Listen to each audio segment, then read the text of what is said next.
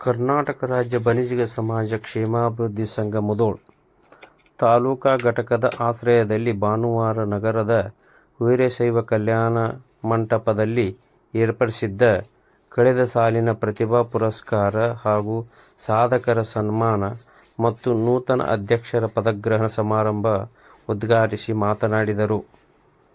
ವೀರಶೈವ ಲಿಂಗಾಯತ ಒಡೆದ ಮನೆಯಾಗಿದೆ. ಸ್ವಾಮೀಜಿಗಳಲ್ಲಿ ಒಗ್ಗಟ್ಟು ಇಲ್ಲದ ಕಾರಣಕ್ಕೆ ಸಾಮಾನ್ಯ ಜನರ ಸಮಸ್ಯೆ ಎದುರಿಸುವಂತಾಗಿದೆ. ಸ್ವತಂತ್ರ ಧರ್ಮ ಹೆಸರಿನಲ್ಲಿ ಸಮಾಜ ಒಡೆಯುವ ಬಹುದೊಡ್ಡ ಹುನ್ನಾರ ನಡೆಯುತ್ತಿದೆ.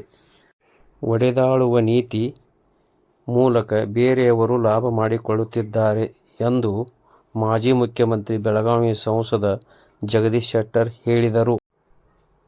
ಮಾಜಿ ಸಚಿವ ಮುರುಗೇಶ್ ನಿರಾಣಿ ಮಾತನಾಡಿ, ಮಕ್ಕಳಲ್ಲಿರುವ ಪ್ರತಿಭೆ ಗುರುತಿಸಿ ಸನ್ಮಾನಿಸುತ್ತಿರುವ ಕಾರ್ಯ ಶ್ಲಾಘನೀಯ.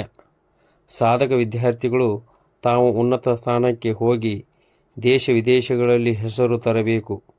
ರಾಜ್ಯದಲ್ಲಿ ಬಣಿಗ ಸಮುದಾಯದ 7 ಜನ ಮುಖ್ಯಮಂತ್ರಿಗಳು ಹುದ್ದೆಗೇರಿದ್ದಾರೆ. ಈ ಅವಕಾಶ ಬೇರಾವ ಸಮುದಾಯಕ್ಕೆ ಸಿಕ್ಕಿಲ್ಲ. ಇದಕ್ಕೆ ಬಣಿಗರು ಎಲ್ಲ ಸಮುದಾಯದವರನ್ನು ಒಗ್ಗೂಡಿಸಿಕೊಂಡು ಹೋಗುವ ಮನೋಭಾವನೆ ಪ್ರಮುಖ ಕಾರಣ. ಬಣಿಗ ಸಮಾಜ ಕ್ಷೇಮಾಭಿವೃದ್ಧಿ ಸಂಘ ತಾಲೂಕಾ ಘಟಕ ಅಧ್ಯಕ್ಷ ಮಹಾದೇವ ಅಂಗಡಿ ಅಧ್ಯಕ್ಷತೆ ವಹಿಸಿದ್ದರು.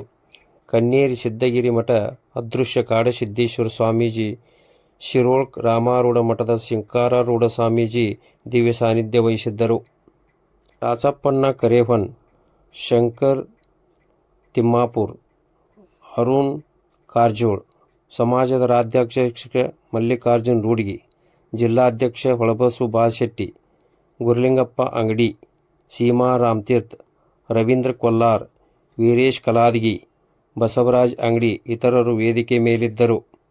ವಿವಿಧ ಕ್ಷೇತ್ರದ ಸಾಧಕರಾದ ಅನಿಲ್ ಕುಮಾರ್ ಜಿಗಜಿಣಿ, ಡಾಕ್ಟರ್ ಹರ್ಷವರ್ಧನ್ ಹುದ್ದಾರ್, ಮಿಲಿಂದ್ ಕೊಲ್ಲಾರ್, ಬಸಪ್ಪ ಜಮಖಂಡಿ, ವಿರೂಪಾಕ್ಷ ಅರಗಂಜಿ, ಅತಿಥಿ ಗಣ್ಯರನ್ನು, ದಾನಿಗಳನ್ನು, ಪ್ರತಿಭಾವಂತ ವಿದ್ಯಾರ್ಥಿಗಳನ್ನು ಸಮಾಜದಿಂದ ಸನ್ಮಾನಿಸಲಾಯಿತು.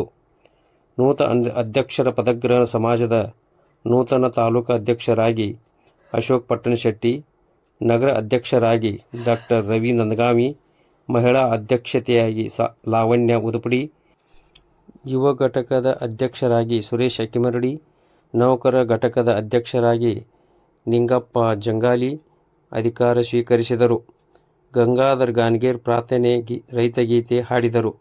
ಈರಣ್ಣ ಪಟ್ಟಣಶೆಟ್ಟಿ ಸ್ವಾಗತಿಸಿದರು. ಸುಗೂರಪ್ಪ ಅಕ್ಕಿಮರಡಿ ಮಾತನಾಡಿದರು. S Teggi, Basavaraj Ballari, A B Bijapur ನಿರೂಪಿಸಿದರು. ಎಂ ಬಿ ಗೂಡಿ ವಂದಿಸಿದರು.